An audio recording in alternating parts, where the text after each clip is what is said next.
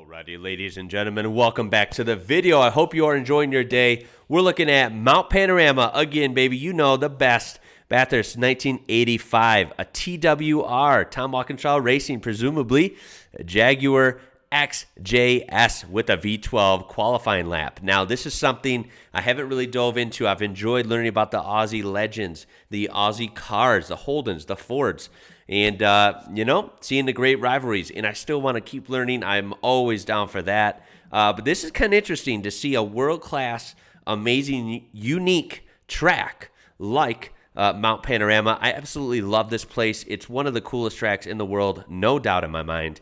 And to see it paired up with a different, at least for my viewing experience, this is a different scenario. We're looking at a Jaguar, right?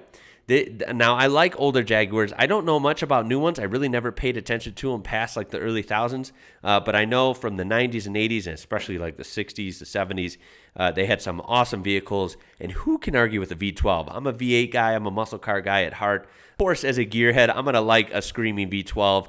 It will be cool to see a Jaguar at a track like this. Let's get right to it. Let's see what Tom Walkinshaw can do with this Jag.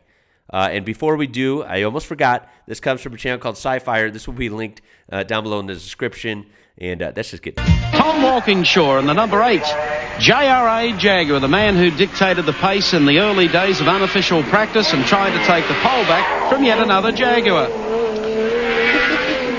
Well, here's the team leader, the man responsible for this fabulous Jaguar assault on Mount Panorama. And I don't think from the times we've seen ahead of him, he's got too much difficulties worrying about being on the front row. Oh, man. Here come the boss.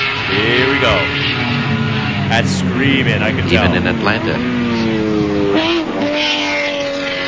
The right-hander and now winding his way up Mount Panorama. Tom Walkinshaw making a determined bid this year for the European Touring Car Championship, and in particular, an outright win here in the James Hardy 1000 tomorrow. And listen to that Jaguar snarl its way to the top of the mountain. He's giving it plenty again. You can hear the engine. It's not blipping. He's put his foot down. He knows where he wants to go. Here he is.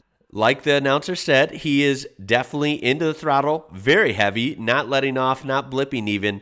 That thing, by the way, at least from the looks of it, is not small. It's a pretty good-sized car. I assume it's got a little bit of weight to it, and he is throwing it around pretty dang good. You can see it getting a little loose in the corners, but he is driving the hell out of it. Very fun to see, and that engine.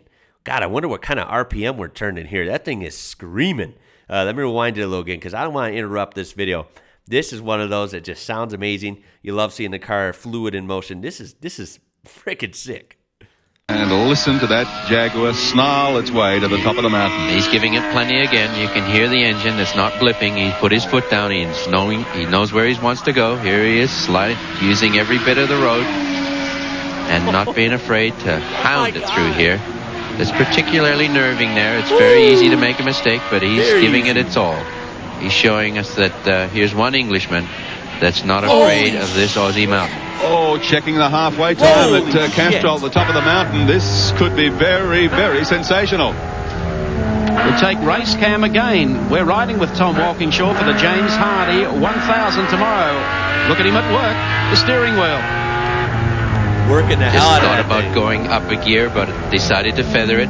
Only natural to hold the gear change if you can. Pick up a fraction of a second. There he goes. Very snappy change.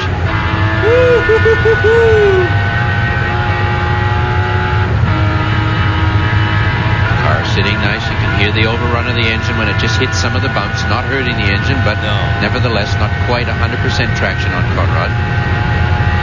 Jeez, really Walkinshaw makes the ride for pole spot as he comes down beneath the bridge. Now into the gears. Try and slow it. Another one. One more. Oh my God. Into the left-hander. So checkered flag awesome. at the ready. And Super Scott, Tom Walkinshaw, takes the checkered flag. Oh. Here's the time, and will this mean the pole for Tom Walkinshaw? 2:18.822. Come on, guys. I got to hear 2:18. 2:18, by the way. That seems very, very quick for the time, 85. I believe that's very respectable. That sounds incredible. Nice little break from the usual, American muscle, Aussie muscle. This is a nice little change up. Got to appreciate that. You got to tell me what you guys think of this down below, too. You remember seeing this? How did this fare in competition? Not in just, qualifying like this, but in the actual race. Got to tell me your stories down below.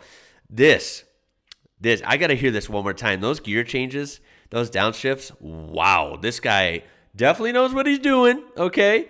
And that thing sounds amazing. Wow, would I like to have a lap behind the wheel of this thing. Wow. The engine, but nevertheless not quite 100% traction. Straight is too, man. It's crazy. So Walkinshaw makes the ride track, for pole spot as he comes down beneath the bridge. Right. Now into the gears. Try and slow it. Another one. One more.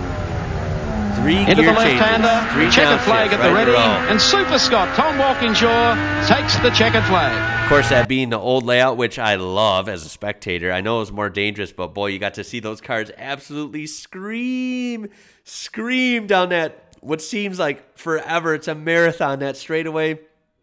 And then to come in hard on the brakes, downshifting like an animal into that final turn. Whoa, that was freaking awesome.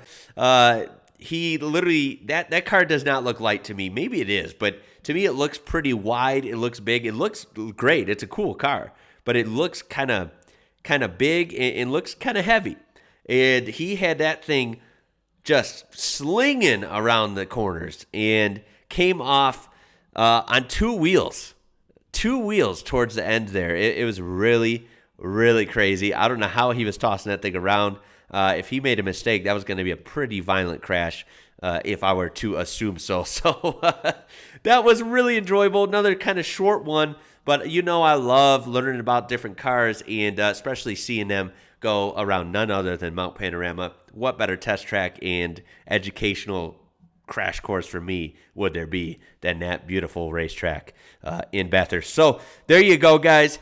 Tell me your thoughts down below. You can always suggest old racing footage that you might like me to take a look at on the channel. I do appreciate you guys.